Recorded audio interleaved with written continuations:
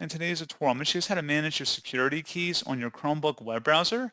So this should hopefully be a pretty straightforward process here, guys. And without further ado, let's go ahead and jump straight into it.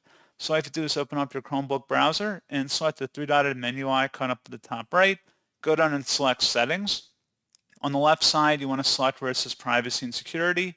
And then underneath Privacy and Security, select the Security button here.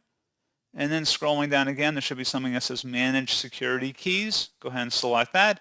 And then you can go ahead and adjust that for any of these particular items or devices in here. And that's pretty much it. So as always, thank you for watching this brief tutorial. I do hope that was able to help you out, and I do look forward to catching you all in the next tutorial. Goodbye.